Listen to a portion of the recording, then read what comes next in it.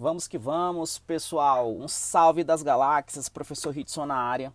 Vamos iniciar o estudo do regimento interno do Tribunal Regional do Trabalho da 11ª Região. Primeiramente, eu peço que você vá até a descrição do vídeo e procure esse material. Eu vou precisar dele para que a gente consiga estudar, para que a gente consiga desmontar artigo por artigo do regimento interno, tá? Então ele está na descrição do vídeo, basta você clicar no link e baixar o material. Esse material que está disponibilizado, ele está atualizado. 100% atualizado. Até peço que vocês tomem cuidado porque tem muito material circulando na rede com o regimento interno do TRT-11 desatualizado. Muitas coisas erradas e a gente sabe que uma questão ela vale ouro. Às vezes um candidato perde uma vaga por falta de uma questão. Então, como que vai funcionar? Em provas, regimento interno, eu já trabalhei para vários concursos. Já trabalhei para o concurso do TST, TRT-14, TRT-21 e assim sucessivamente, vários. E eu tenho noção de quais as partes de cada regimento interno a tua banca gosta de cobrar. Eu sei quais são os pontos e também sei como que as questões são cobradas. Então, quando eu falo em questões, eu vou resolver questões anteriores do regimento interno do TRT-11. São poucas questões. Quase a gente não tem questões, então é um ponto diferente de direito constitucional, diferente de direito do trabalho, que são disciplinas que você encontra várias questões. Então, regimento interno é uma disciplina que basicamente vai te exigir leitura e compreensão da norma. E como que cai em prova? Como é que a banca cobra? Da seguinte forma, ela transcreve um artigo do regimento interno e altera uma palavra, ou te cobra uma informação desse artigo. Então a gente precisa fazer a leitura e a compreensão de cada um dos artigos, de cada um dos parágrafos. Tudo bem? Então vamos lá, já que já deu tempo de você baixar o material, vou até esperar um pouquinho, porque se você conseguir imprimir o material, é melhor ainda, né? Por quê? Porque conforme eu vou desmontando aqui o material, você vai trabalhando junto comigo. E aqui eu estou utilizando uma metodologia extremamente simples, que é papel e caneta. Hoje nós temos tantos recursos tecnológicos, são tantas ferramentas, inteligência artificial, tanta parafernália, que a gente acaba burocratizando demais o estudo. O estudo tem que ser simples, ele tem que ser prazeroso. Eu estou sentado aqui na frente de um material de estudos, fazendo a mesma coisa que eu fiz para ser aprovado em diversas provas. Fui aprovado em primeiro lugar para a OJAF, Oficial de Justiça Avaliador Federal do TRF1. Fui aprovado entre os 5 primeiros colocados e trabalhei no TRT-14. Fui aprovado também em outros TRTs. Fui aprovado entre os 10 primeiros colocados do TRE do Acre. Fui aprovado também em outros TREs. Entre os 10 primeiros da Polícia Civil. Fui aprovado para a Polícia Penal do Estado de Rondônia e vários outros concursos. Técnico de Procuradoria, muitos concursos. E sempre procurei deixar o meu estudo de forma simples. Na verdade, eu aprendi isso com o passar do tempo. Reprovei em várias provas no início, mas depois que eu entendi como que funcionava o sistema, aí eu não errei mais. Então, vamos trabalhar, material em mãos, vamos começar. Olha só, artigo 1º. São órgãos da Justiça do Trabalho da 11ª Região, os juízes do trabalho e o Tribunal Regional do Trabalho. Observe de início que aqui eu já tenho um ponto que já foi cobrado em outros regimentos internos e pode vir na tua prova, em que a banca tenta fazer confusão. Por quê? Porque eu tenho os órgãos da Justiça do Trabalho. E quando eu falo em órgãos da Justiça do Trabalho, você encontra isso lá na Constituição Federal. E na cúpula da Justiça do Trabalho nós temos o TST, o Tribunal Superior do Trabalho, que é composto por 27 ministros. Além do TST, são órgãos da Justiça do Trabalho os TRTs. Os TRTs. E aqui na base, na primeira instância, nós temos os juízes do trabalho. Juízes do trabalho. Mas observe, esses são os órgãos da Justiça do Trabalho. O artigo 1º do Regimento Interno, ele não fala de órgãos da Justiça do Trabalho, ele fala de órgãos da Justiça do Trabalho da primeira região. E quando eu falo primeira região, não é toda essa pirâmide aqui. Então, os órgãos da Justiça do Trabalho da 11ª região são quem? Os juízes do trabalho e o TRT da 11ª região. O que ele coloca em prova? Ele coloca que o TST é órgão da Justiça do Trabalho da 11ª região. Não. TST, ele é órgão da Justiça do Trabalho. Não confunda isso aqui. Órgãos da Justiça do Trabalho, TST, TRTs e juízes do trabalho. Órgãos da Justiça do Trabalho da primeira região, 11ª região, os juízes do trabalho e o Tribunal Regional do Trabalho. Tá? Desculpa, porque a primeira região é Rio de Janeiro, aqui é a 11ª região. Ok, dando seguimento, agora que a gente já sabe quais são os órgãos da Justiça do Trabalho da 11ª região, olha o que fala o artigo 2º. O Tribunal Regional do Trabalho da 11ª região, com sede na cidade de Manaus, então a sede é na cidade de Manaus, tem jurisdição nos estados do Amazonas e Roraima. Veja bem, o TRT da 11ª região, ele é um dos 3 TRTs que a jurisdição abarca mais de um estado. Então o TRT da primeira região, apesar da sede, o tribunal, ficar em Manaus, ele tem varas do trabalho espalhadas pelo estado do Amazonas e Roraima, tá? Cuidado para não confundirem em provas, que vai que a banca troca Roraima com Rondônia. Então são estados distintos, cuidado. TRT11 é Amazonas e Roraima. Parágrafo único.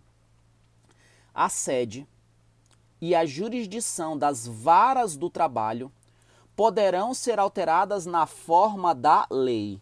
Veja bem. O que o regimento interno está te falando?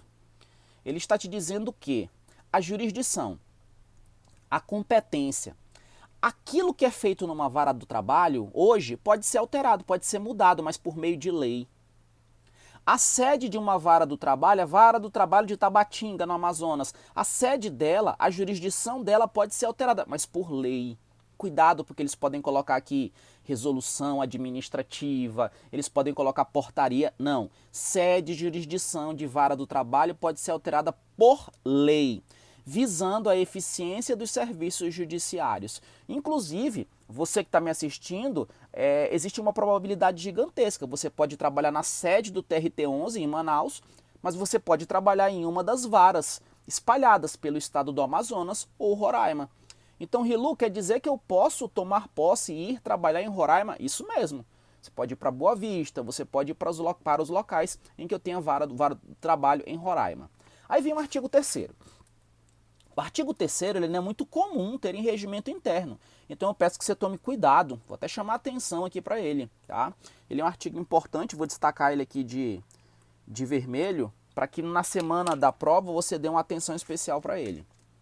A bandeira e o hino são símbolos do TRT da 11ª região. Então veja bem, lá em direito constitucional, na parte de nacionalidade, a gente fala sobre símbolos, né? Lá tem bandeira, tem hino, tem armas e tem selos nacionais. Não confunda. O que está na Constituição é para a prova de direito constitucional. Aqui é para a prova de regimento interno. Então se ele te perguntar quais são os símbolos do TRT11, são apenas 2, a bandeira e o hino. Quando eu tenho essas situações que eu preciso memorizar em institutos, eu gosto de colocar algumas iniciais para na releitura fazer a lembrança. Então aqui eu vou colocar BH. Você não precisa colocar, tá? É só para quem quiser.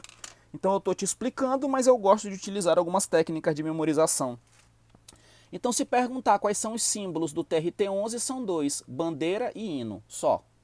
Não tem selos, não tem armas, tá? Selos e armas é lá para direito constitucional, que é símbolo da República Federativa do Brasil, aquela que é símbolo do TRT. Aí vem o artigo 4º, e importantíssimo. Esse artigo 4º, ele envolve uma decoreba. Infelizmente, aqui eu não tenho o que fazer. Olha o que ele diz. São órgãos.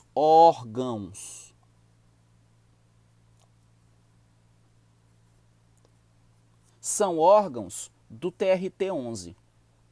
E na prova isso aqui cai de diversas formas. Ele coloca item 1, 2, 3, 1, 2, 3, 4, 5, ou marque a alternativa correta, ou pergunta qual das alternativas abaixo é um órgão do TRT. Então, são órgãos do TRT 11, o Tribunal Pleno, as sessões especializadas, as turmas. Rilo, o que é Tribunal Pleno? Olha, o TRT 11 ele é composto por 14 desembargadores.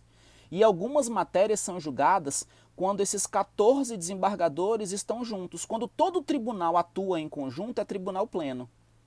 Mas existem algumas disciplinas que eu vou decidir por grupos de desembargadores e eu vou ter turmas. Primeira turma, segunda turma. E para algumas matérias o julgamento vai ser feito por um grupo de desembargadores em sessões especializadas. Então isso aqui é uma forma de divisão para julgamento das matérias do TRT 11 conforme a importância, conforme o conteúdo. Tá? Então tem matérias que são julgadas pelo Tribunal Pleno, que é um órgão do TRT, outras são julgadas por sessões especializadas, que a gente vai saber quais são, outras são julgadas por turmas. Só que além do Tribunal Pleno, sessões especializadas e turmas, também são órgãos do TRT 11 a presidência dele, a vice-presidência, a corregedoria regional, os desembargadores do trabalho e também a ouvidoria. E você precisa memorizar esses 8 incisos. Rilo, como que eu vou memorizar? Eu não sei como você vai memorizar. Né? Então, é importante que você encontre uma técnica. Eu vou dividir com você uma técnica que, se você gostar, utiliza ela. Tá? Então, se falar em órgãos do TRT da 11ª região, primeiro grava o Previco. Aqui, ó, Previco. Deixa eu colocar bem aqui, ó.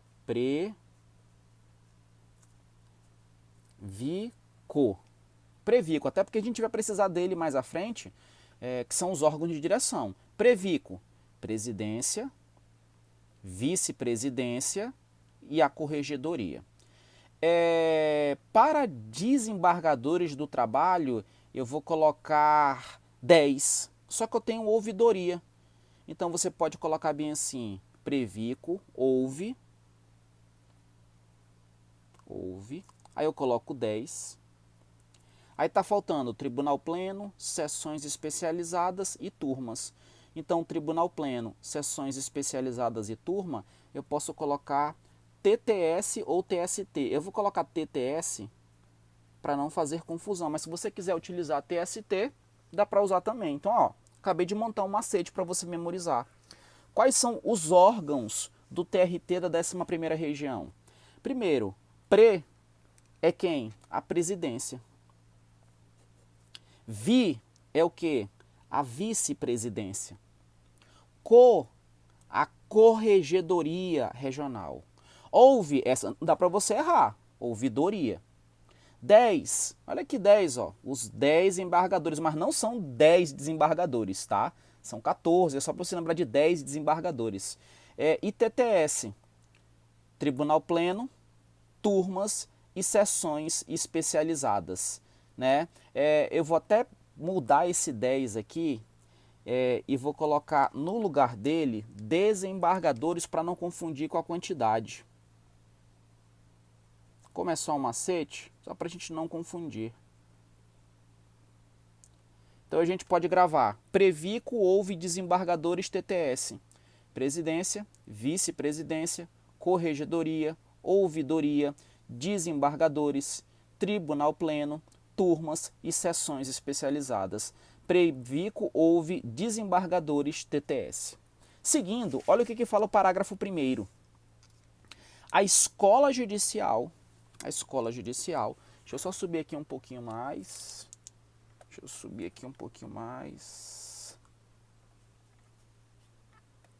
Pronto. Parágrafo 1º. A escola judicial funcionará vinculada à presidência e ao tribunal. Aqui outro ponto que pode ser cobrado em prova. A escola judicial, ela faz cursos de aperfeiçoamento para magistratura, para servidores também. Você vai participar de vários cursos que são realizados pela escola judicial. E em provas eles podem te perguntar, essa escola judicial, ela é vinculada à ouvidoria? Não. Ela é vinculada à corregedoria regional? Não. Ela é vinculada à presidência e também ao tribunal. Cuidado. Aí nós temos a ouvidoria. A gente falou da escola judicial, agora a ouvidoria. Só que antes de falar da ouvidoria, atenção. Escola judicial não é órgão do TRT-11. Eles podem colocar. A escola judicial, ela não é órgão. Ela funciona vinculada à presidência e ao tribunal, mas ela não é órgão. Aqui não tem escola judicial. Então isso aqui pode ser cobrado na tua prova. Porque os órgãos são presidência, vice-presidência, corregedoria, ouvidoria, desembargadores, tribunal pleno, turmas e sessões especializadas. Agora, a escola judicial não é, mas a ouvidoria é. Parágrafo 2º. A ouvidoria, órgão autônomo, integrante da alta administração do tribunal, lembrando que a ouvidoria é órgão do TRT-11, funcionará com a estrutura e as atribuições definidas em resolução administrativa. Olha só. Na hora da prova, eles podem te perguntar o seguinte: a ouvidoria, que é um órgão autônomo, tem a sua estrutura definida em qual ato? Nome: resolução administrativa. Isso aqui eu já vi sendo cobrado de forma parecida em provas de outros tribunais na parte de regimento interno. Ouvidoria, a estrutura e atribuições da ouvidoria são definidas onde? Numa resolução administrativa. Então, uma resolução administrativa vai dizer como que funciona a ouvidoria, quantos servidores, quem vai ser o ouvidor, o que ele vai fazer, tudo isso vai constar numa resolução administrativa. Agora, vamos ali para o artigo 5º do regimento interno. Vamos lá para o artigo 5º do regimento interno. Artigo 5º. O TRT da primeira região é composto por 14 desembargadores do trabalho. Vitalícios. Por que vitalício? Porque o desembargador do trabalho, quando toma posse no TRT, automaticamente ele se torna vitalício. Ele não passa por aquele estágio probatório, não. Estágio probatório é para o juiz que acabou de ser aprovado em concurso e vai trabalhar na vara. O juiz, independentemente de ser oriundo da advocacia, do Ministério Público, tomou posse no TRT, automaticamente ele é vitalício. E eles são nomeados pelo presidente da República, isso aqui a gente vê até lá na parte da Constituição, com atribuições, organização e competências definidas na Constituição da República, em legislação ordinária e neste regimento. Então, atenção. As atribuições da ouvidoria, resolução administrativa. As atribuições da ouvidoria, resolução administrativa. Mas a competência, a organização e as atribuições dos desembargadores do trabalho é na Constituição, na legislação ordinária e no regimento, nesse regimento interno. Então, o TRT-11 ele é composto por quantos desembargadores? 14. Aí vem o artigo 6º. 11 desembargadores serão escolhidos por promoção entre juízes titulares de varas do trabalho da região, obedecidos os critérios alternados de antiguidade e merecimento. Então, 11 promoção, 1 dentre advogados e 1 dentre membros do Ministério Público e 1 dentre advogados ou membros do Ministério Público alternadamente na forma da Constituição da República. Rilu, eu não entendi, me salva, pelo amor de Deus, vamos lá. A gente tem que compreender, né? Esse é o objetivo. Primeiro, o TRT-14, ele tem quantos membros? Perdão, o TRT-11, né? É porque o número 14 acabou saltando aqui. O TRT-11, ele é composto por 14 desembargadores, então eu tenho, uma cadeira, 2, 3, 4, 5, 6, 7, 8, 9, 10, 11, 12, 13, 14. Então, o TRT-14 ele é composto por TRT-11, olha esse numerozinho, fazendo confusão até na minha cabeça. O TRT-11, perdão, tá, gente? O TRT-11 ele é composto por 14 desembargadores do trabalho. Ok, mas de onde que vem esses 14? Dos 14, 11 são escolhidos por promoção. Então esse aqui, promoção, promoção, promoção, promoção, promoção, promoção, promoção.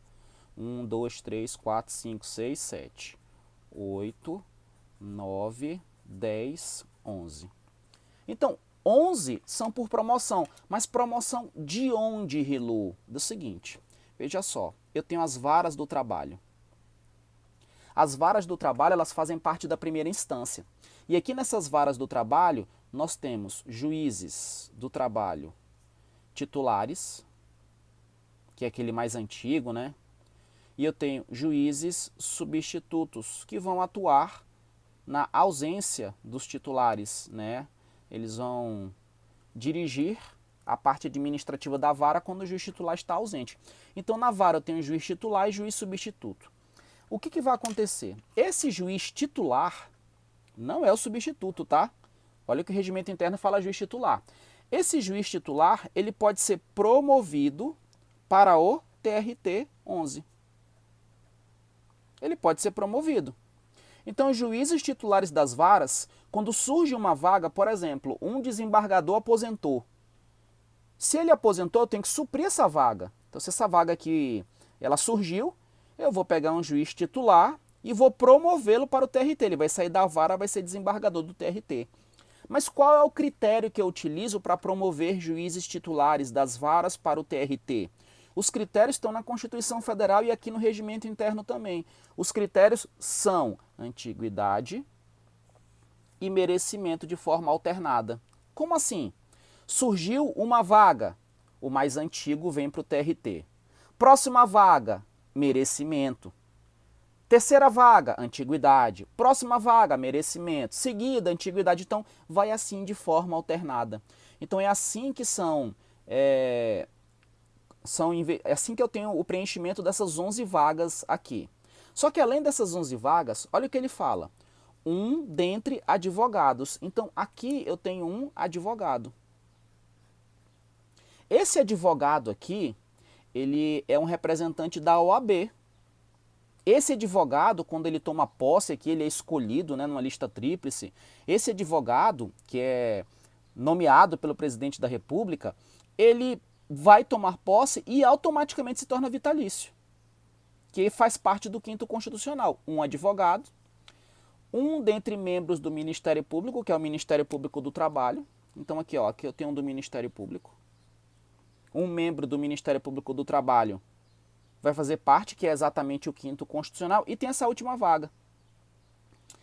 E um dentre advogados ou membros do Ministério Público do Trabalho, Ministério Público, alternadamente. Então essa última vaga aqui, ela é diferente, que ela pode ser de advogado ou de Ministério Público alternadamente.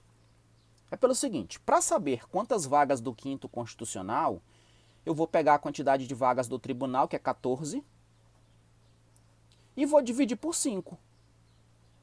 E 14 dividindo por 5 vai dar um número quebrado, vai dar um número maior do que 2 e menor do que 3, e eu tenho que arredondar. E o arredondamento sempre tem que ser para cima, segundo o STF, sempre.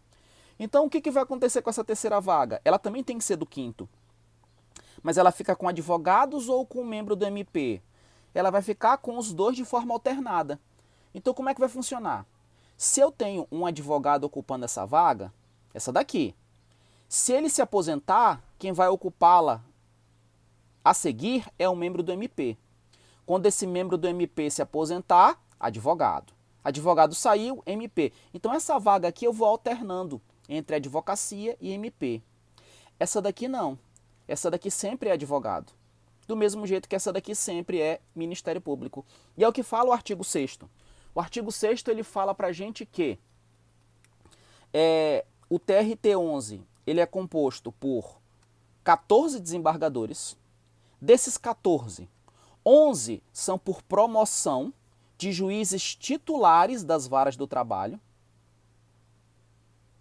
11 por promoção de juízes titulares das varas do trabalho. Eles vão ser promovidos para o TRT.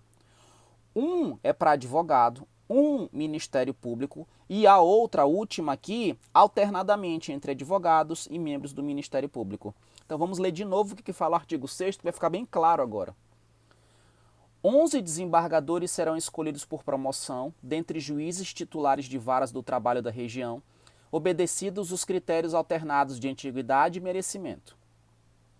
Um dentre advogados, um dentre membros do Ministério Público e um dentre advogados ou membros do Ministério Público, alternadamente, na forma da Constituição da República. Ok? É exatamente aquilo que eu te expliquei aqui. Então, beleza. Compreendeu? Compreendeu? Coloca aí, entendi. Então, vamos lá. Parágrafo 1º. Para promoção por merecimento, e aqui ele está falando daqueles juízes titulares das varas, né? O parágrafo 1º, ele está se referindo a esses juízes aqui, ó. O juiz titular da vara do trabalho, ele vai ser promovido para o TRT. E ele pode ser promovido por antiguidade ou merecimento. Então vamos lá. Para promoção por merecimento, a indicação de juízes será feita obrigatoriamente por meio de lista tríplice, organizada e votada pelos membros efetivos do tribunal, mediante votação pública e fundamentada. Veja só, quando for o momento de promover um juiz titular de vara do trabalho por merecimento, vai ser realizada uma lista tríplice. Como assim? Os membros do TRT-11 efetivos, eles vão votar e vão criar uma lista com 3 juízes do trabalho titulares, uma lista tríplice. Então eles vão montar uma lista tríplice por merecimento. Então vão ter 3 juízes do trabalho concorrendo a essa vaga. Lembrando que montou essa lista tríplice, quem vai escolher um deles, aquele que vai subir por merecimento, não é o TRT. Lembre-se que quem nomeia os desembargadores dos TRTs é o presidente da República. Então essa lista tríplice, ela vai subir para o presidente da República e ele vai escolher um dos 3 para nomear como membro do TRT-11, tá? Então lembre-se disso, se for promoção por merecimento, é montada uma lista tríplice. Essa lista tríplice sobe para o presidente da República para que ele nomeie um. E essa lista tríplice, ela é votada pelos membros efetivos do tribunal, eles vão definir quem são os 3, e essa votação ela não é sigilosa, essa votação ela é pública e fundamentada. Então não é simplesmente eu quero, até porque o critério é merecimento. Por que você entende que tem que ser fulano, beltrano? Ok? Parágrafo 2º. No caso de antiguidade, antiguidade já é um critério objetivo, né? A apuração far-se-á mediante lista elaborada para esse fim. Quando eu falo em antiguidade, eu vou ter a lista de antiguidade. Qual que foi o juiz ali que é o mais antigo, o titular? Então, quando for o momento de antiguidade, eu não tenho para onde correr. Rilu, mas se eu tenho uma lista e o próximo juiz mais antigo, quando for antiguidade, eu já sei quem é, significa dizer que eu nunca posso recusar o juiz mais antigo. O juiz mais antigo sempre vai ter que ser promovido quando for o momento de antiguidade, porque é alternado antiguidade e merecimento. Não, não é bem assim. O juiz mais antigo, ele pode ser recusado. Olha o que fala o parágrafo 3º. O tribunal poderá recusar o juiz mais antigo. O tribunal pode recusar o juiz mais antigo pelo voto público e fundamentado de 2/3 de seus membros efetivos. Atenção aqui. Vamos voltar. Olha aqui, ó. Olha o post-it. Dos 14 membros do TRT-11, 11 deles são providos por promoção de juízes titulares de varas. E esses juízes titulares, eles são promovidos com base em 2 critérios. Eu tenho a antiguidade. E eu tenho o merecimento. Quando eu falo aqui merecimento, é um critério subjetivo, né? Então, quais os critérios para eu entender que esse juiz é merecedor, ele está se destacando? O tempo de serviço é um dos critérios aqui, né?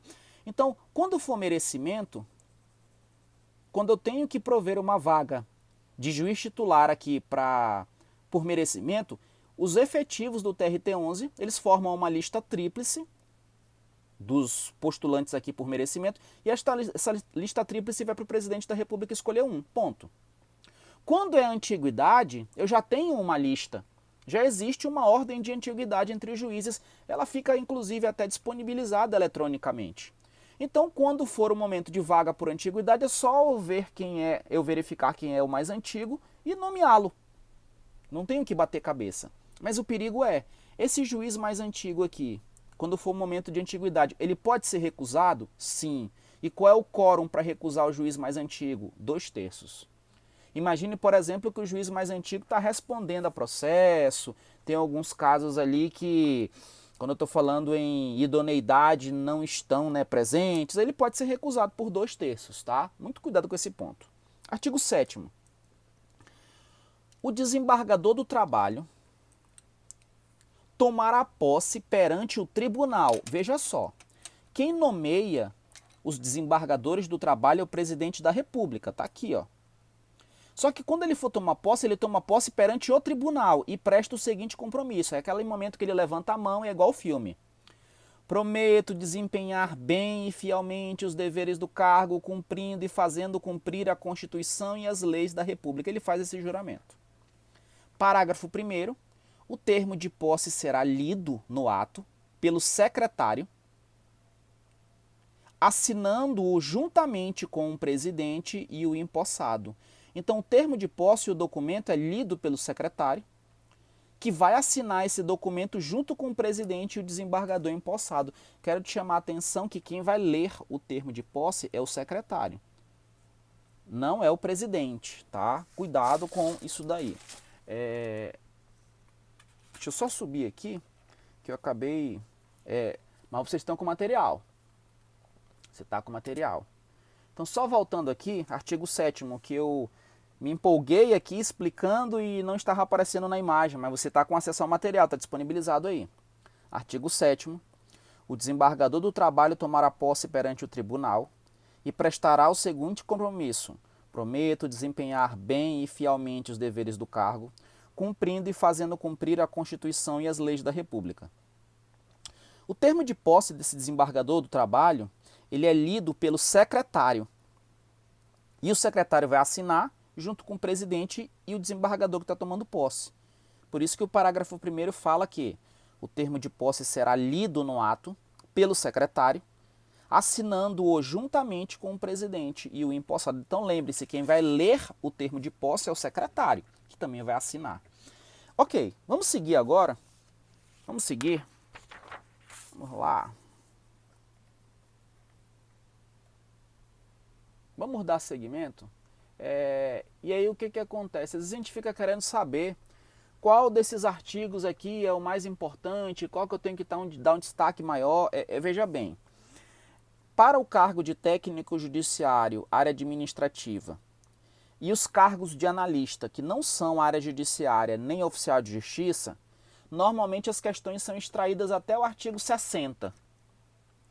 Agora, quem vai fazer concurso para analista judiciário, área judiciária ou oficial de justiça, a maioria das suas questões são até o artigo 60, mas a banca ela gosta de pegar algumas coisas lá do finalzinho. Então eu vou fazer um contexto aqui, hoje é a aula 1, eu vou trabalhar para que você acerte qualquer questão que vier. Então aquilo que é cobrado eu vou colocar aqui para você no curso, tá? Vamos seguir. Parágrafo 2º. A posse e o exercício deverão ocorrer no prazo de 30 dias. Atenção aqui. Eu não estou falando de posse e exercício de servidor. Quando a gente estuda a Lei 8.112, a gente verifica que o servidor é nomeado, da nomeação 30 dias para tomar posse 15 dias para entrar em exercício. Não é assim? Então o que acontece? Aqui eu estou falando de desembargador do TRT-11. Desembargador do TRT-11, no prazo de 30 dias, ele tem que tomar posse e entrar em exercício. Olha o E aqui, ó. A posse e o exercício, os dois.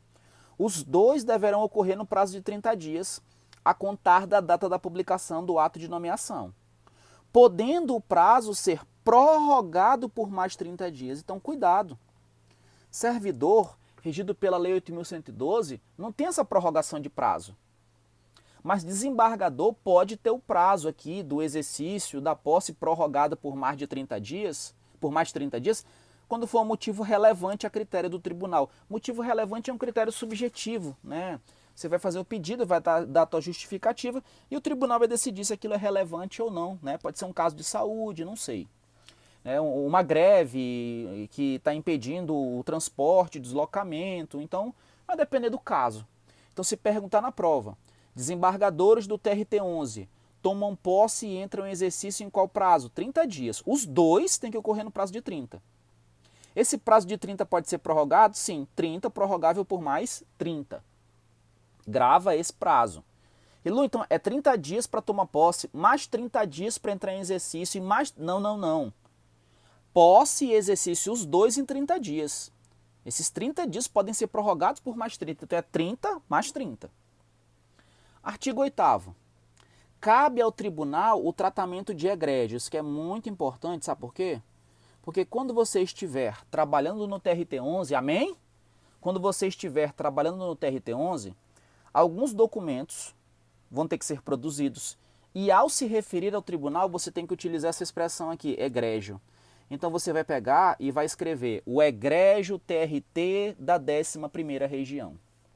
Então cabe ao tribunal o tratamento de egrégio além da própria denominação que é o TRT-11.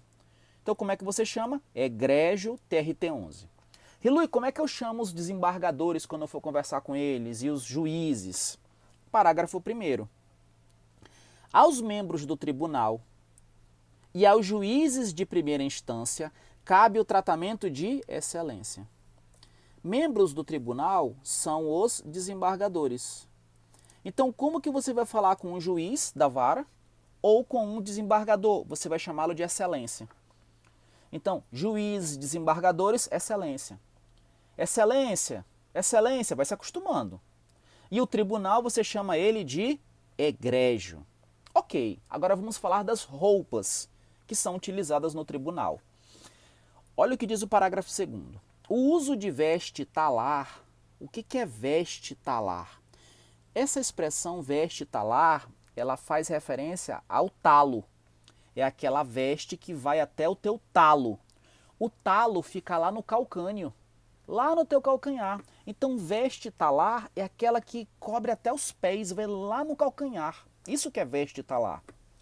E o parágrafo 2º diz que o uso de veste talar é obrigatório nas sessões do tribunal e a toga nas audiências. Opa, cuidado com isso.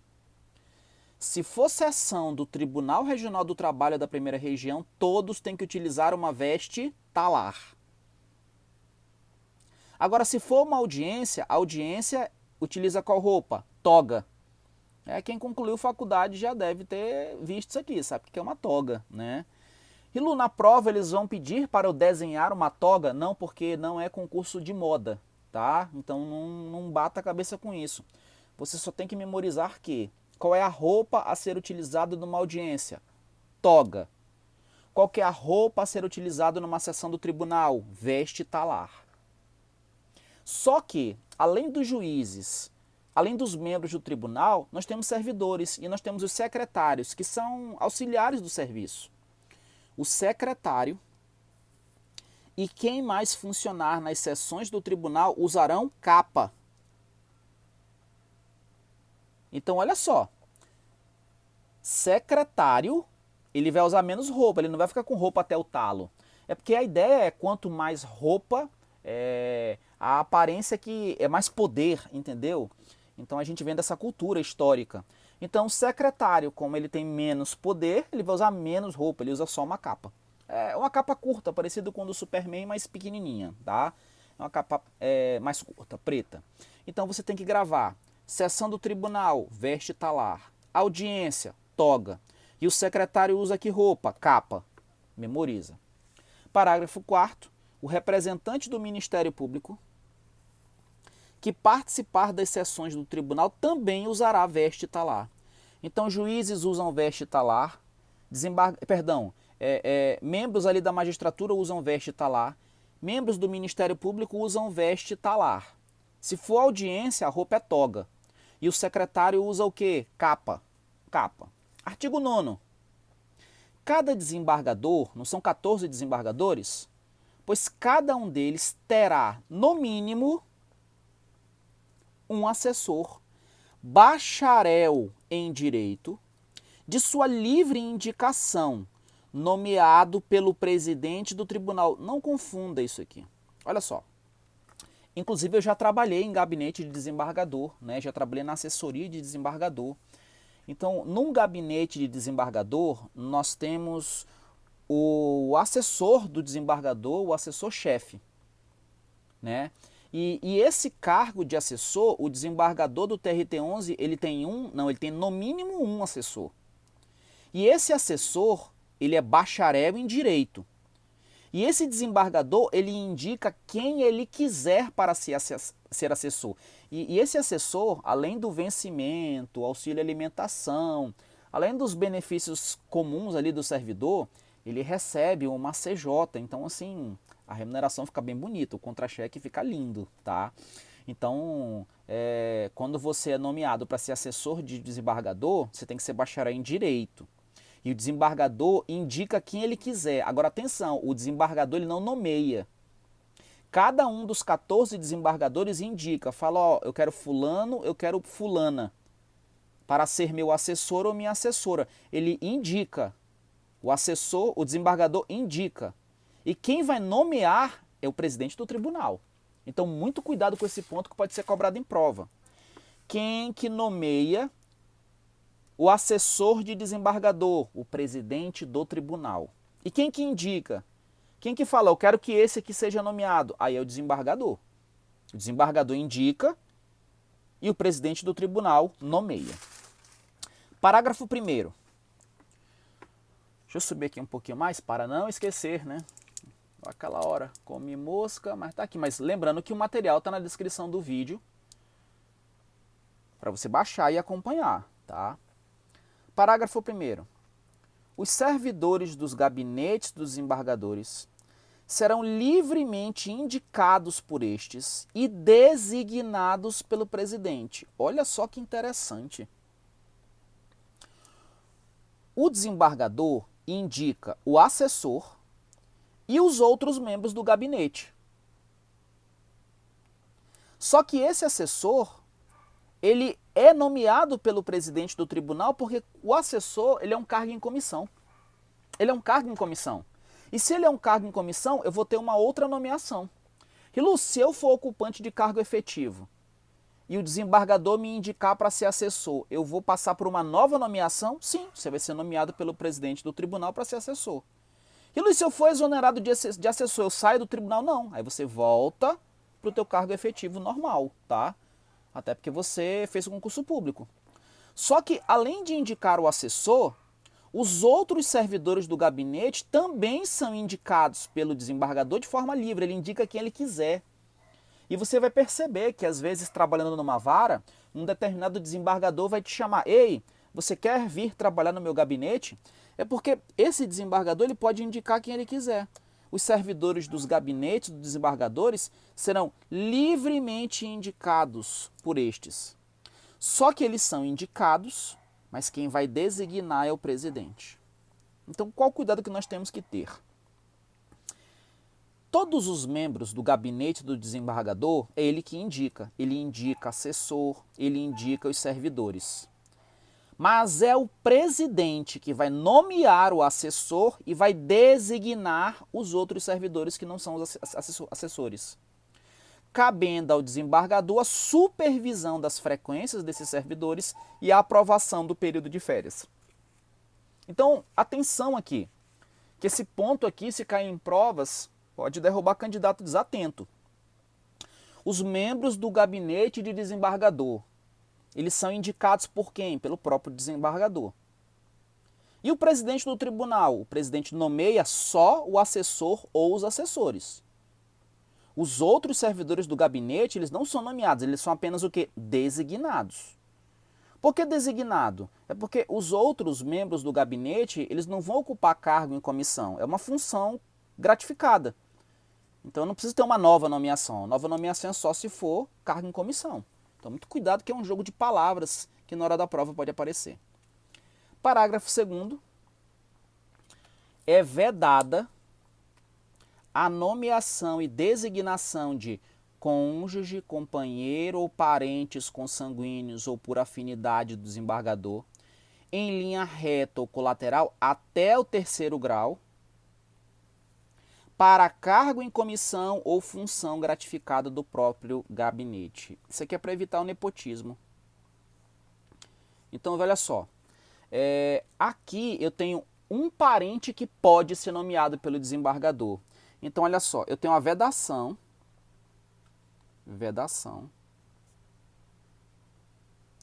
E aí você pode colocar bem assim. Quem que não pode? Não pode o cocô P3. O que é cocô P3? O desembargador não pode nomear para cargo em comissão ou função gratificada do gabinete dele. Perdão, ele não pode indicar o cônjuge, ou companheiro, ou parente até 3º grau. Tem um parente que pode. Eu já vi provas da tua banca cobrando esse parente. O parente que pode é o primo. Sabe por quê? Primo é parente em 4º grau. E o impedimento é só até 3º. Então, lembra que o desembargador ele vai indicar o assessor e os servidores do gabinete? O assessor recebe uma ACJ, né, que é um cargo em comissão. Os servidores recebem F6. Então, o que acontece? O desembargador não pode indicar cônjuge, companheiro ou parente até 3º grau. Mas se eles colocarem na prova, o desembargador pode indicar um primo, o primo pode, porque primo é parente em 4º grau. Tá? Lindo isso, hein? Vamos lá. Vamos produzir. Vamos agora para o parágrafo 3º. Não haverá reciprocidade nas nomeações ou designações em circunstância que caracterizem ajuste para burlar a regra do parágrafo anterior, que é aquela regra do cocô P3. O que seria essa reciprocidade? Esse aqui é o famoso nepotismo cruzado. Esse parágrafo 3º proíbe que um desembargador ele não pode nomear o seu cônjuge, companheiro ou parente até 3º grau. Na verdade, ele não pode designar.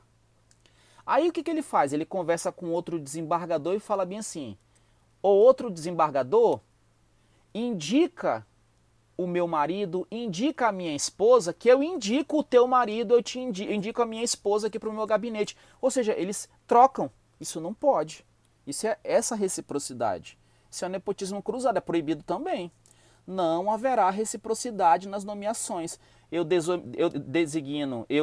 indico um parente teu e você indica um parente meu. Isso não pode, isso é para burlar a regra. Isso é proibido, tá? É nepotismo também. Artigo 10. O desembargador aposentado voluntariamente por implemento de idade ou por invalidez, então o desembargador aposentado conservará o título, o tratamento e as honras inerentes ao cargo, salvo se no exercício de outra atividade profissional. Então você vai verificar que alguns desembargadores vão se aposentar e eles vão voltar ao tribunal. Aí quando ele te encontrar, como é que você vai chamar o desembargador aposentado? De excelência. Olha aqui, ó. A gente não falou que é excelência. Você vai chamá-lo de excelência. E Lu, mas ele está aposentado. Não interessa. Mesmo que ele esteja aposentado, segundo o regimento interno do TRT-11, ele conserva o título, o tratamento e as honras. Ele continua sendo chamado de excelência. Salvo se no exercício de outra atividade profissional. É porque às vezes ele está exercendo outra profissão e nessa outra profissão tem um outro chamado. Se ele está exercendo outra profissão, aí ele já não é mais desembargador, né? Então, se ele está aposentado, conserva, salvo se estiver exercendo outra atividade profissional. Vamos lá, vamos seguir. Vamos seguindo. Artigo 11. Nas sessões do tribunal, esse artigo aqui é importante, já vi questões de outros tribunais cobrando esse ponto aqui do regimento interno. Nas sessões do tribunal, o presidente tomará lugar ao centro da mesa, tendo à sua direita o representante da Procuradoria Regional do Trabalho, que é do Ministério Público do Trabalho. O vice-presidente ocupará a primeira cadeira da ala direita, o corregedor a primeira da ala esquerda e sucessivamente os demais desembargadores, respeitada a ordem de antiguidade. Vamos entender isso daqui, porque nós estamos falando da mesa, da bancada, em que são realizados os julgamentos do TRT-11. Então vamos entender isso aqui. Para ficar uma visualização, deixa eu colocar assim um post-it que vai ficar melhor para a gente visualizar, né? Aí eu quero que você olhe daqui para lá. Imagine que você é o presidente. Imagine que você é o presidente do TRT-11. Você é o presidente. Se você é o presidente, existe uma mesa. E essa mesa ela tem várias cadeiras. Tem uma cadeira aqui, outra aqui, outra aqui. Tem várias cadeiras. Então, o que fala o artigo 11? Nas sessões do tribunal, quando eu for ter julgamento, o presidente tomará lugar ao centro da mesa. Então, olha aqui o presidente está no centro. Centro. Tendo à sua direita o representante da Procuradoria Regional do Trabalho. Então, bem aqui à direita dele vai sentar o membro do Ministério Público, ele senta aqui. Aqui nessa esquerda aqui tem um secretário, mas eu não vou colocar agora porque a gente vai ver ele mais à frente. Tá? Aqui na esquerda tem um secretário, secretário do pleno, secretário da turma, mas é preciso memorizar o seguinte: presidente no centro, na direita dele a Procuradoria Regional do Trabalho, que é o MPT. O vice-presidente ocupará a primeira cadeira da ala direita. Então, qual é a primeira cadeira da ala direita? Essa aqui, ó. Essa aqui, quem senta é o vice-presidente. Aqui, ó. Primeira cadeira da ala direita. O corregedor, a primeira da ala esquerda. Então, quem vai sentar aqui é o corregedor da esquerda. E, sucessivamente, os demais desembargadores respeitados a ordem de antiguidade. Então, presidente no centro. Na direita dele, o procurador regional do trabalho. Primeira cadeira da ala direita, vice-presidente. Primeira da ala esquerda, corregedor. E depois, sucessivamente, por antiguidade. Aqui o primeiro mais antigo, segundo mais antigo, terceiro mais antigo, quarto e assim sucessivamente. O que eles podem colocar em provas? Primeiro, o procurador regional do trabalho ele senta à esquerda do presidente. Não é à esquerda, é à direita.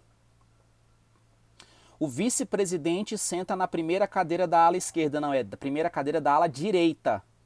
O corregedor que é o primeiro da ala esquerda.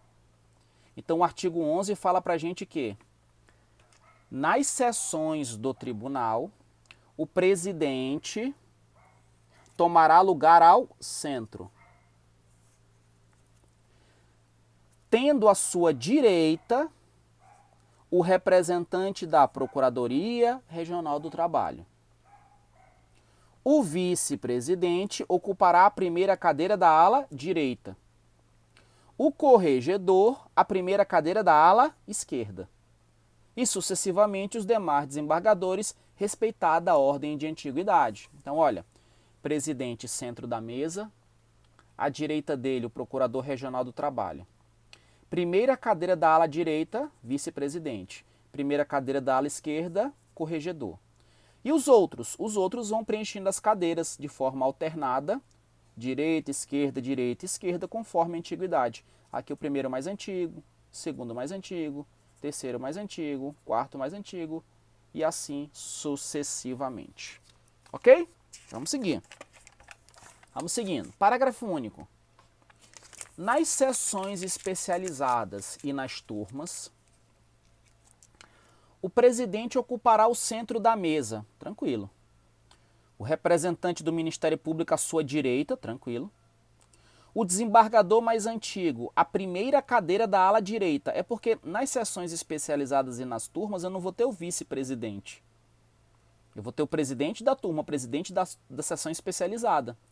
Então aqui, quando é sessão especializada e turma, eu quero que tu tome cuidado com a primeira cadeira da ala direita. Então, quando é sessão especializada ou turma, é o desembargador mais antigo que ocupa a primeira cadeira da ala direita e o segundo mais antigo, o da ala esquerda, e assim sucessivamente. É porque na seção especializada e nas turmas eu não vou ter o vice-presidente da turma. Não tem. Não tem o vice-presidente da turma. Então, aquela cadeira lá do vice-presidente é quando é sessão do tribunal. Quando é sessão do tribunal, que são todos os membros, né? Aí eu tenho o vice-presidente. Quando é sessão especializada e turma, eu não tenho o vice-presidente. Então a primeira cadeira é pelo mais antigo, primeira cadeira da direita. Cuidado. Artigo 12, que não cai, despenca. Esse artigo 12 não cai, despenca. Despenca. A antiguidade dos desembargadores para colocação nas sessões do tribunal, para saber se senta na direita, esquerda, primeira, segunda, terceira. Distribuição de serviços e substituições conta-se sucessivamente. Veja bem, nós temos ao todo 6 critérios. 1, 2, 3, 4 e eu tenho mais 2 ainda, o 5 e o 6. Então, qual que é a ordem para eu saber a antiguidade? Quais são os critérios? O primeiro critério é a data da posse. Qual dos desembargadores que tomou posse primeiro? Então, quanto mais antiga a posse, mais antigo é o desembargador.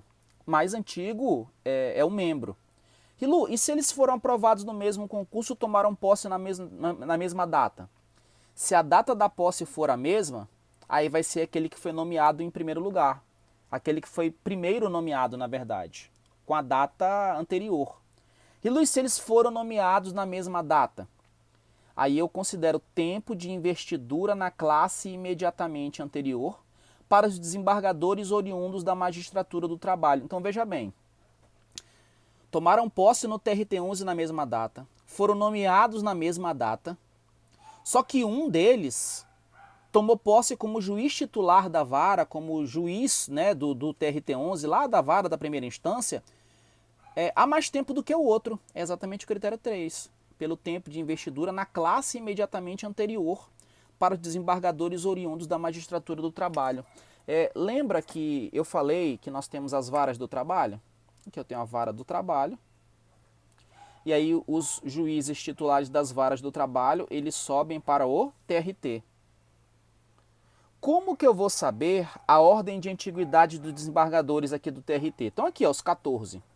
Como que eu vou saber a ordem de antiguidades? Primeiro, data da posse. Qual deles tomou posse primeiro no TRT? Se a data da posse foi a mesma, qual a data de nomeação? Quem foi nomeado primeiro no TRT? Se a data da posse e a nomeação forem as mesmas, as datas, então eu vou olhar o tempo de investidura na classe imediatamente anterior. Então, tomaram posse no TRT na mesma data, foram nomeados na mesma data. Mas quando eles estavam aqui na vara, qual deles que tomou posse primeiro? Então aquele que tomou posse primeiro vai ser mais antigo, é o critério 3. Se eles tomaram posse na mesma data também já é muita coincidência, né? Pelo tempo de serviço na magistratura. Qual deles tem tempo de magistratura há mais tempo? Rilu, tudo deles é igual. Fizeram o mesmo concurso, tomaram posse como juiz substituto na mesma data, titularizaram na mesma data, tomaram posse no TRT-11 na mesma data, foram nome... E agora, Rilu, tudo é igual. Bem, aí eu vou ter que ir para o quinto critério. Qual que é o quinto critério? Olha aqui, ó. Quinto, tempo de serviço público.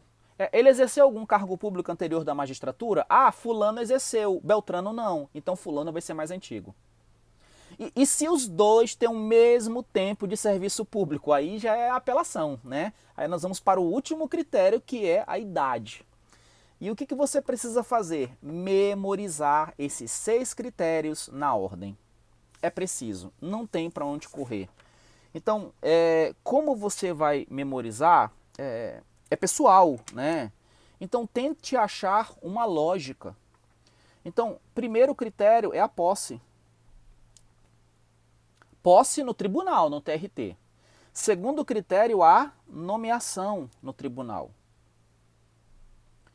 Terceiro critério, pelo tempo de investidura na classe imediatamente anterior. Tempo de investidura na classe anterior. Quarto critério, tempo de serviço na magistratura. tempo de serviço na magistratura. Quinto critério, tempo de serviço público. Serviço público.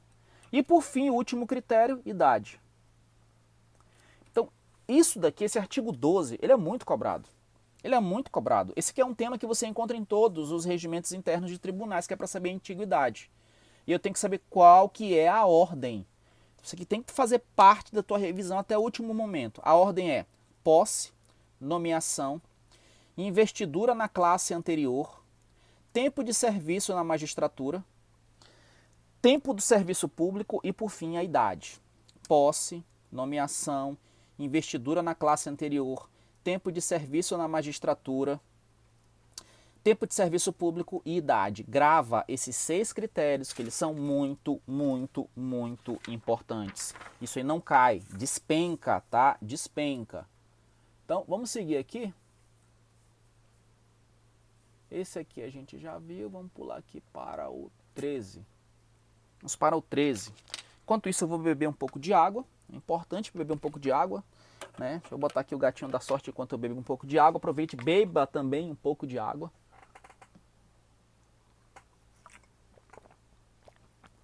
Porque bastam as pedras no caminho, né? Pedras nos rins não vale a pena não, tá? Qualquer dia desses eu vou fazer um videozinho do meu local de estudos e vou postar lá no Instagram, tá? Aí você pode acompanhar que eu vou postar em breve. No Instagram é @profrilu. E lá eu coloco quando eu vou acrescentar conteúdo gratuito aqui, né? Esse gatinho aqui ele é solar. Ele não é a pilha não. Eu comprei esse gatinho numa viagem. Então, vamos continuar? Vamos lá. Então, a gente já sabe quais que são os critérios para definir a antiguidade dos desembargadores.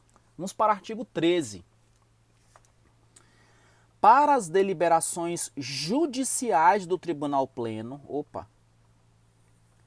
E o que é Tribunal Pleno? Tribunal Pleno, o nome já fala pleno, plenitude, completo. Tribunal Pleno é quando eu tenho um julgamento em que participam os 14 desembargadores do TRT-11. Então, olha só. Para as deliberações do Tribunal Pleno, exigir-se-ão quórum mínimo de 9 desembargadores, incluído o presidente, que votará em caso de desempate. Em caso de empate, perdão. Então veja só.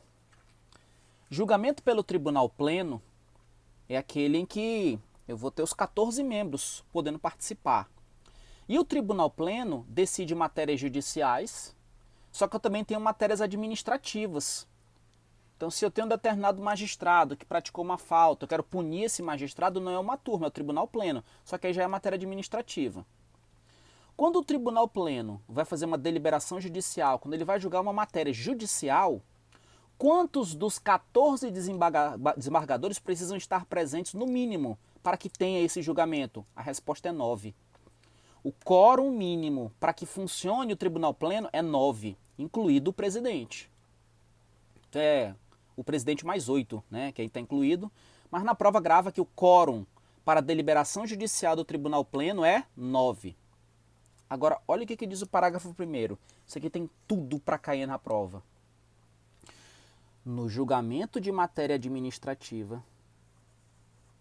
o quórum mínimo necessário será de 8 desembargadores, já incluído o presidente, que vota em primeiro lugar, tendo ainda o voto de qualidade. Então, em caso de empate, o voto do presidente prevalece. Então, observa só. Quando é deliberação judicial, o quórum mínimo é 9. Quando é matéria administrativa, o quórum mínimo é 8. Quando é matéria judicial do pleno, quórum mínimo 9. Quando é matéria administrativa, quórum mínimo 8. Quando é matéria judicial do tribunal pleno, o presidente ele vai votar em caso de empate. Quando é matéria administrativa, o presidente sempre vota, que ele vota em primeiro lugar. E o voto dele tem voto de qualidade. Então, olha a diferença. Primeiro, quórum mínimo, deliberação judicial, 9. Matéria administrativa, 8.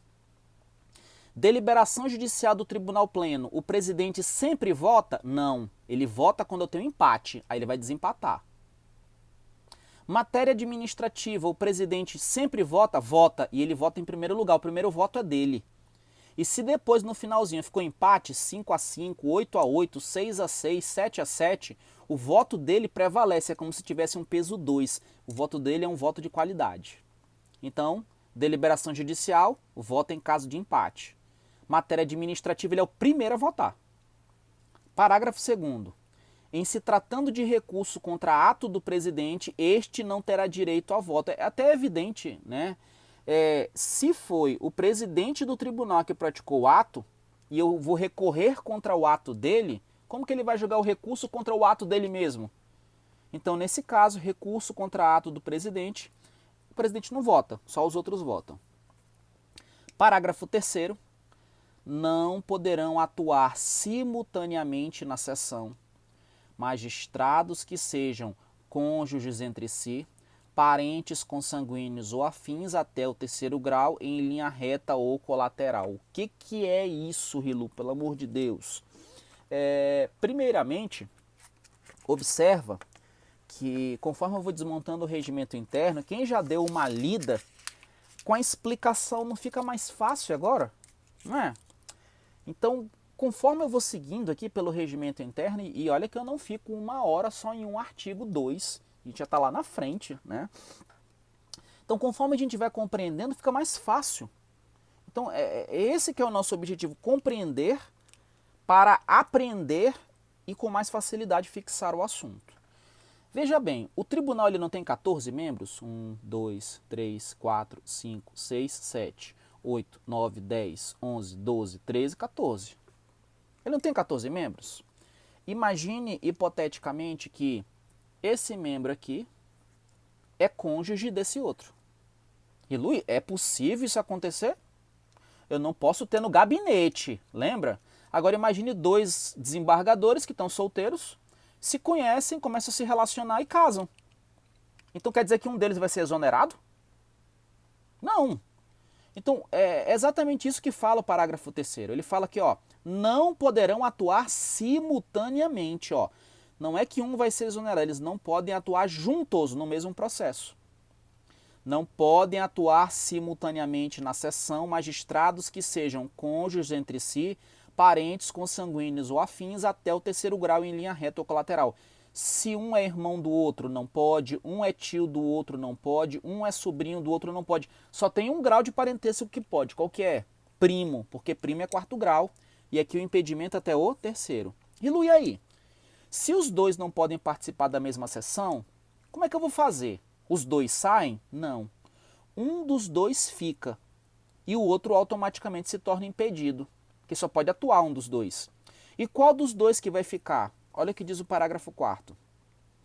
A incompatibilidade, que é essa regra do parágrafo 3º, resolve-se em qualquer caso pela antiguidade. Então, qual dos 2 cônjuges, companheiros, parente até 3º grau, qual dos 2 é o mais antigo? O mais antigo fica. E o outro automaticamente se torna incompatível para essa sessão. Ok? Aí vai entrar um substituto para ele aqui, ou uma substituta. E como é que eu vou saber o mais antigo? Do jeito que a gente estudou, naquela ordem. E vamos aproveitar para dar uma revisada ali naquele artigo, no artigo 12. Qual que é a ordem de antiguidade que nós estudamos? Ordem de antiguidade. Qual que é ela? Qual que é o primeiro critério para você saber se a pessoa é mais antiga ou não? O primeiro critério é a posse, não é? Depois da posse, eu tenho a nomeação no tribunal. O tempo de investidura na classe imediatamente o que? Anterior. Eu também tenho o tempo de serviço na magistratura. Eu também tenho o próximo critério, que é o tempo de serviço público. E fechando, nós temos a idade. Então, de acordo com esses critérios, qual deles que é o mais antigo? O mais antigo automaticamente torna o outro incompatível, tá? Torna o outro incompatível. Seguindo. Artigo 14. Artigo 14.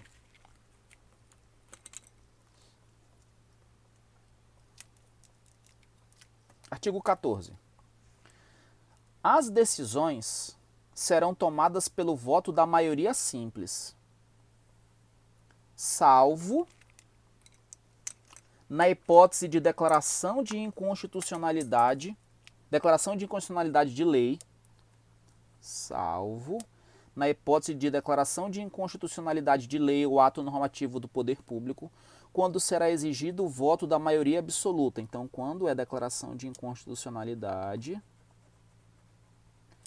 aí o quórum, aí nesse caso, a gente precisa de maioria absoluta. Então, veja bem, quando eu vou decidir uma matéria, quantos votos são precisos, necessários? Eu necessito de quantos votos para poder decidir? Antes de saber isso, eu tenho que lembrar. Tribunal pleno, para que ele funcione numa deliberação judicial, eu preciso da presença de no mínimo 9. Se for na matéria administrativa, no mínimo 8. Por que no mínimo 9? Por que no mínimo 8, Rilu? É pelo seguinte, para eu decidir uma matéria, a tese vencedora tem que ter maioria simples. O que é maioria simples? Veja bem, não são 14 membros do TRT11? Pois é, se der 7-7 dá empate. Então, o que é maioria simples? A maioria simples, ela é o primeiro número inteiro acima da metade dos presentes. Então, a maioria simples, ela leva em conta o número dos presentes. Então, se eu tenho, por exemplo, uma sessão com 8 desembargadores participando, eu vou precisar de quantos votos? De 5. Porque a metade de 8 é 4, o primeiro número acima de 4 é 5. Que não é maioria simples? Agora, e se aparecerem, Rilu, 10? Aí eu vou precisar, se compareceram os 10 desembargadores, maioria simples de 10, aí nesse caso ela vai ser 6. Qual é a metade de 10? 5. Primeiro número inteiro acima de 5 é o 6. Então a maioria simples, eu observo o quê? O primeiro número inteiro acima da metade dos presentes. Eu não levo em conta o total de membros. Então a maioria simples, ela não é um número fixo, vai variar. Vai depender de quantos apareceram. Foram 9, foram 8, 10, 11, 2, então a maioria simples ela vai variar. A maioria absoluta não. A maioria absoluta ela não está nem aí sobre quantos desembargadores compareceram. Ela leva em conta o total de membros. Como assim total? A maioria absoluta sempre é fixa. Porque ela leva em conta o total. A maioria absoluta também é o primeiro número inteiro acima da metade. Mas não é o primeiro número inteiro acima da metade dos presentes. A maioria absoluta é o primeiro número inteiro acima da metade do total de membros. Então essa maioria absoluta aqui no TRT11, ela sempre vai ser a mesma. Qual é a metade de 14, que é o total? 7. Qual é o primeiro número acima de 7? 8. Então a maioria absoluta ela é fixa, sempre é 8. Então para declarar inconstitucionalidade, independentemente de quantos estão presentes, eu tenho que ter no mínimo 8 para declarar constitucional ou inconstitucional. Então eu vou repetir. Para tomar uma decisão, eu preciso do voto de quantas pessoas para que a tese saia vencedora. A decisão é tomada pela maioria simples. A maioria simples leva em conta a quantidade de presentes. Não leva em conta o total de membros. Então aqueles que não estão presentes, os que faltaram, eu não considero. Salvo quando é inconstitucionalidade, porque inconstitucionalidade não é maioria simples. Inconstitucionalidade é a maioria absoluta, está até na Constituição. E na maioria absoluta, eu tenho o primeiro número inteiro acima da metade do total de membros, que no caso do TRT11 vai dar 8. Maioria simples, primeiro número inteiro acima da metade dos presentes. Rilu, não entendi, explica isso melhor para mim. Ok, vamos pegar aqui uma sessão. Digamos que eu estou aqui numa sessão do TRT11. do TRT-11. E a gente sabe que o TRT-11 ele tem quantos membros? O TRT-11 ele tem 14 membros, não é isso? Aí imagina que eu faço uma sessão e nessa sessão estão presentes 10 desembargadores. Então aqui eu tenho 10 desembargadores presentes. 10 desembargadores presentes. Então olha só, eu estou numa sessão do TRT-11 e o TRT-11 eu sei que ele tem 14 membros. Só que nessa sessão só compareceram 10. Se compareceram apenas 10 desembargadores, vai ter sessão? Vai ter julgamento, sim ou não? Sim, porque o quórum mínimo para a deliberação judicial é 9 e quando é matéria administrativa é 8. Então, o que acontece?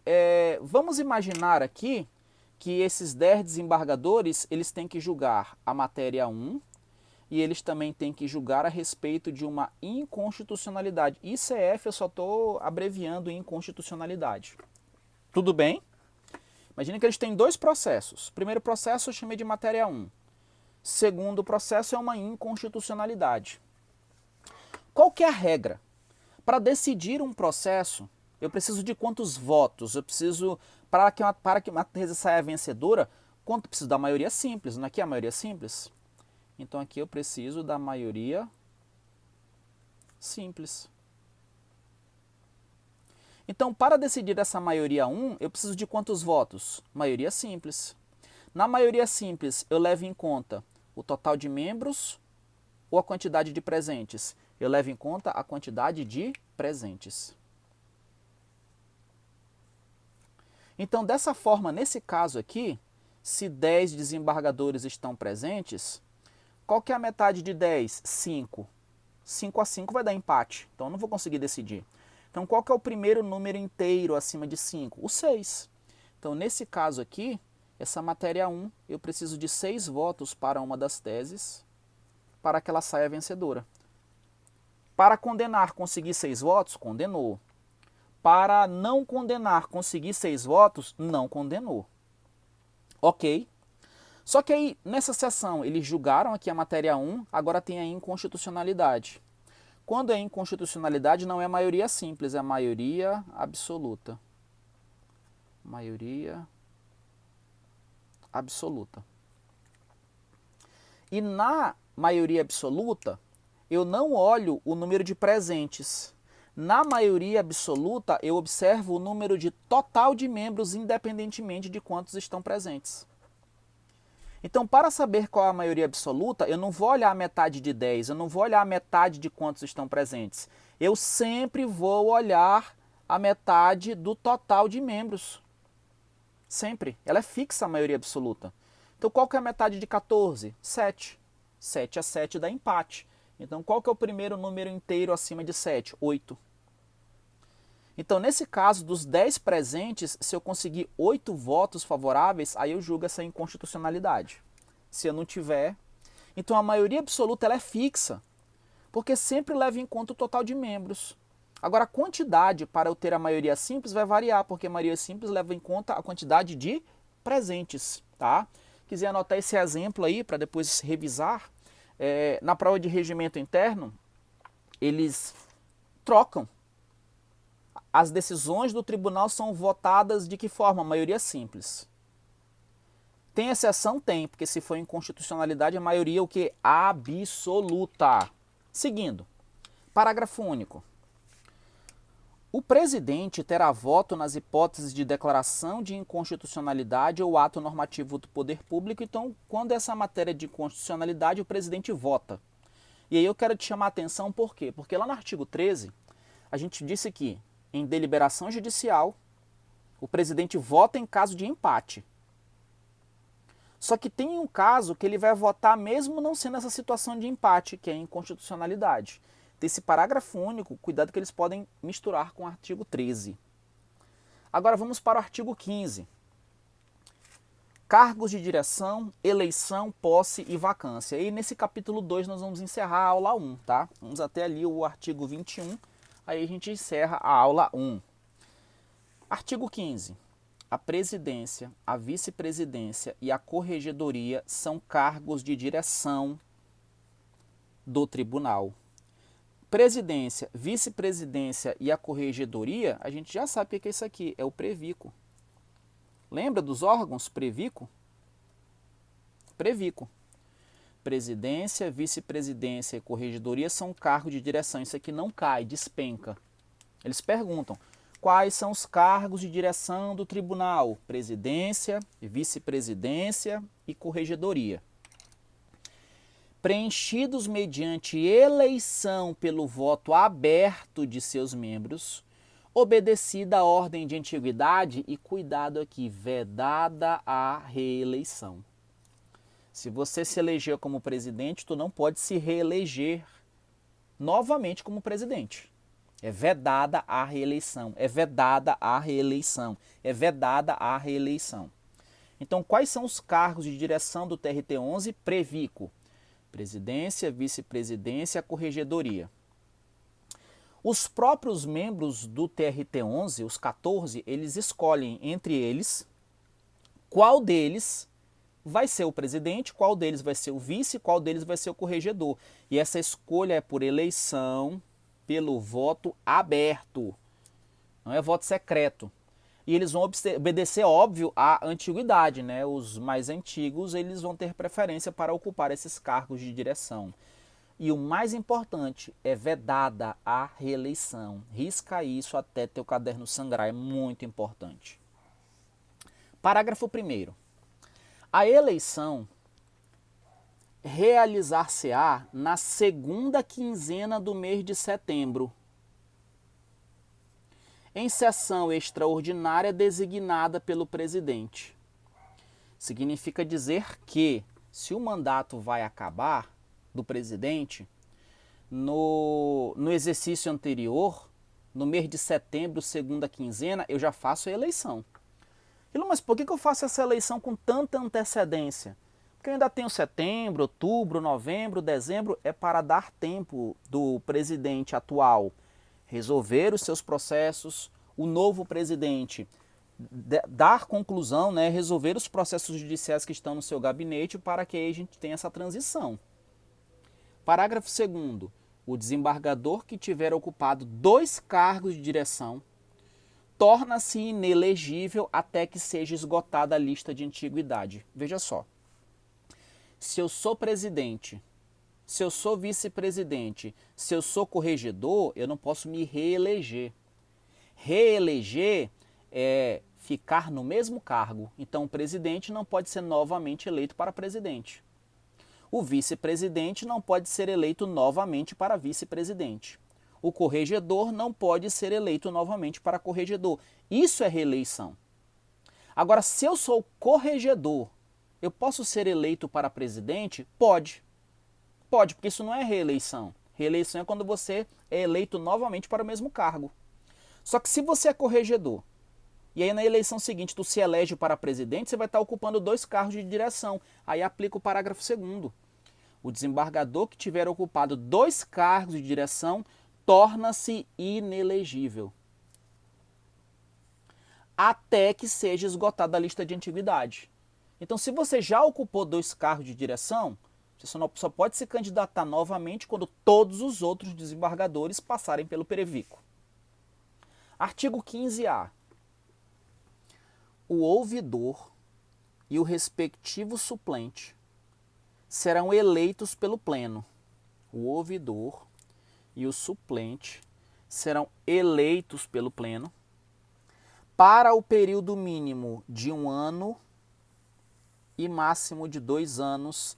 E olha só que lindo, permitida a reeleição. Então, muito cuidado, aqui é vedada, mas quando é ouvidor, ela é permitida. Nossa, isso para a prova é doce. Isso para a prova é muito perigoso. Previco não pode se reeleger. Cargos de direção do tribunal não podem se reeleger. Só que o ouvidor não é cargo de direção. E o ouvidor é eleito para mandato mínimo de 1 ano e máximo de 2, e o ouvidor pode se reeleger. Então, previco, vedada a reeleição. Ouvidor, permitida a reeleição. Parágrafo único. O exercício dos cargos de ouvidor e do respectivo suplente não são considerados cargos de direção do tribunal para o efeito do que está ali na Lei Complementar 35. Né? A gente já sabe que ouvidor não é cargo de direção.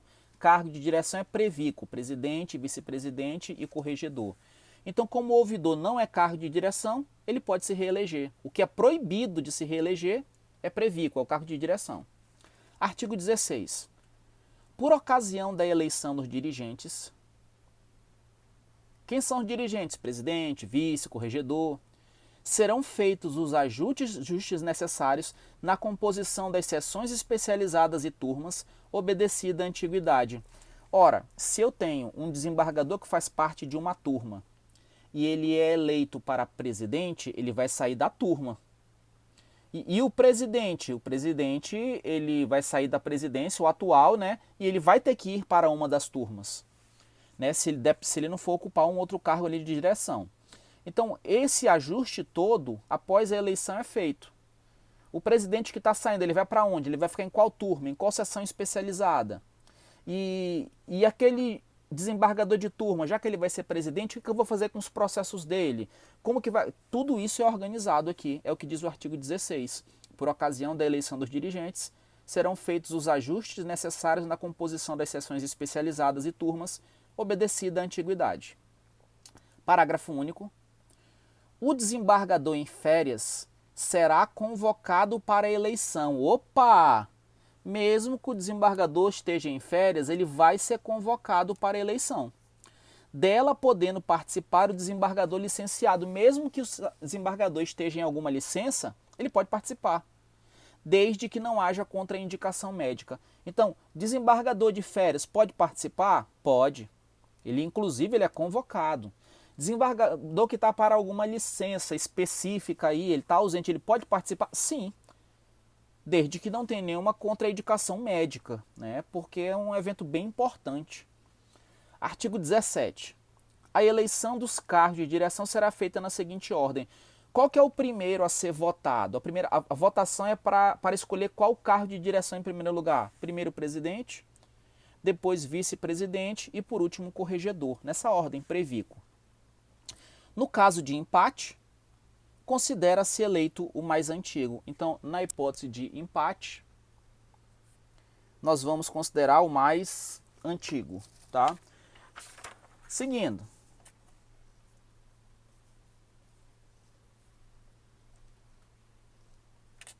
Artigo 18.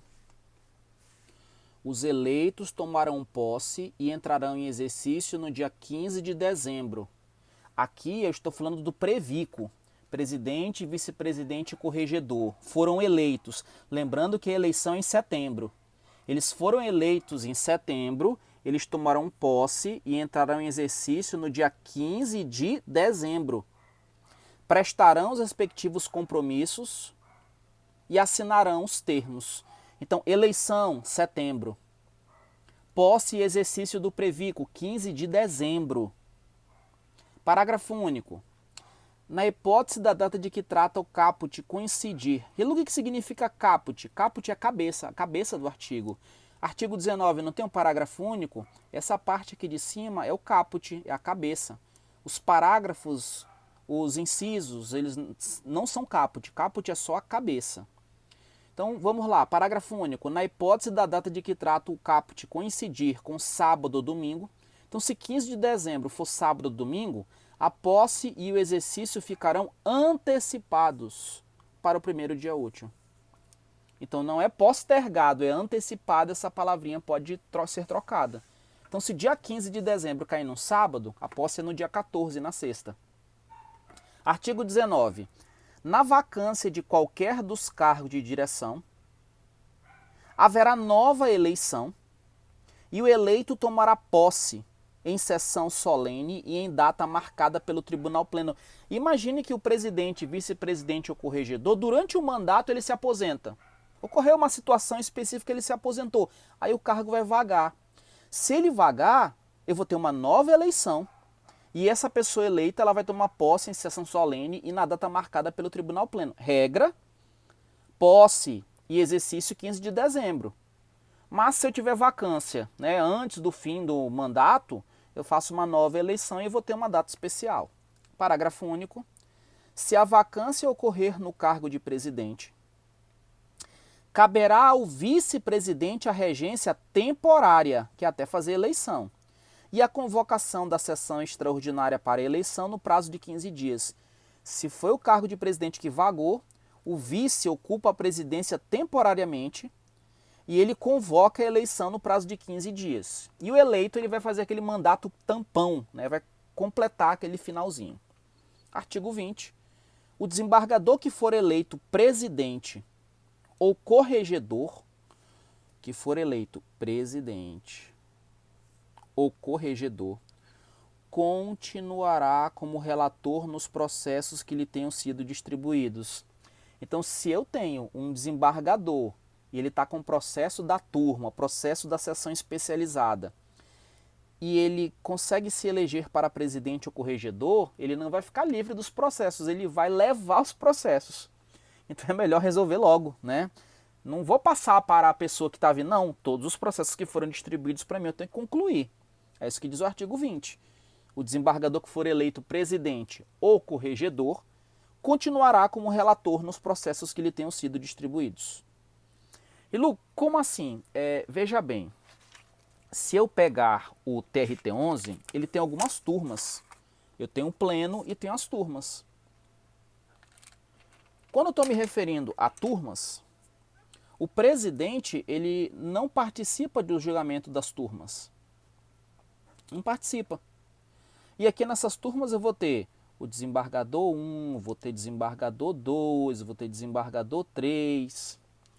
Esse desembargador 1 aqui na turma, ele vai pegar o julgamento, por exemplo, de alguns recursos ordinários. Se ele for eleito para presidente ou corregedor, se ele for eleito para presidente ou corregedor, quando ele chegar lá na presidência e na corregedoria, ele vai sair da turma. Só que ele sai da turma e vai levar seus processos. É o que diz o artigo 20. Ele não vai ficar sem, não. O desembargador que for eleito presidente ou corregedor continuará como relator nos processos que lhe tenham sido distribuídos, né? É para evitar que o desembargador tome posse como presidente e deixe uma pilha de processos para quem vai ficar no lugar dele. Artigo 21.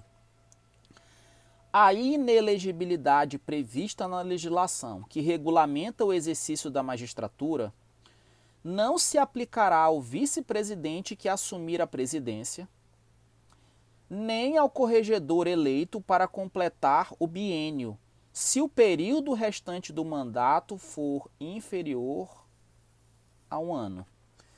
O que significa isso? Ora, a gente viu o seguinte, Previco pode se reeleger? Não, Previco é vedada a reeleição. Vedada a reeleição. Ouvidor pode se reeleger, mas Previco, a gente estudou que Previco é vedada a reeleição, ok? Se o cargo de presidente vagar, se ocorrer vacância do cargo de presidente, a gente estudou que o vice ocupa a presidência temporariamente e convoca sessão extraordinária para que seja realizada a eleição no prazo de 15 dias. Aí qual é a pergunta? Esse vice-presidente aqui, esse vice, que ocupa temporariamente o cargo de presidente, só para que seja realizada a eleição, esse vice-presidente, ele pode concorrer à presidência? Ou ele entra na vedação? E aí como é que faz? O corregedor, né? O corregedor, imagine que vagou aqui o cargo de corregedor e alguém entrou para tampar o mandato, para pegar os últimos 6 meses, por exemplo, menos de 1 ano. Quando for ter uma nova eleição, ele vai entrar nessa vedação aqui? A resposta é não. É o que diz o artigo 21. A inelegibilidade prevista na legislação que regulamenta o exercício da magistratura não se aplicará ao vice-presidente que assumir a presidência. Esse caso aqui, ó, Olha só, se a vacância ocorrer no cargo de presidente, caberá ao vice-presidente a regência temporária do tribunal e a convocação da sessão extraordinária para eleição no prazo de 15 dias. O vice-presidente está assumindo só para tampar. Então, nesse caso, eu não aplico essa vedação. A inelegibilidade prevista na legislação que regulamenta o exercício da magistratura não se aplicará ao vice-presidente que assumir a presidência, nem ao corregedor eleito para completar o biênio, se o período restante do mandato for inferior a 1 ano. Então, corregedor, ele também entrou no mandato tampão só para ficar alguns meses, menos de 1 ano. Então, vou proibir ele de concorrer na próxima eleição? Não. Então, essa regra da vedação da reeleição para eles não aplica, tá? É isso que fala o artigo 21 do regimento interno. Observa só, em pouco tempo, a gente conseguiu produzir bastante, né? A gente conseguiu produzir bastante. Então, em pouco tempo, olha aí o tanto que a gente produziu, ó. Você está vendo? Às vezes, sozinho, a gente não consegue produzir tanto. Então, a gente produziu bastante. A gente produziu 1, 2, a gente foi embora até o artigo 21. Então, o que eu te peço agora? Eu peço que você pegue esse regimento interno e leia até o artigo 21 novamente para fixar.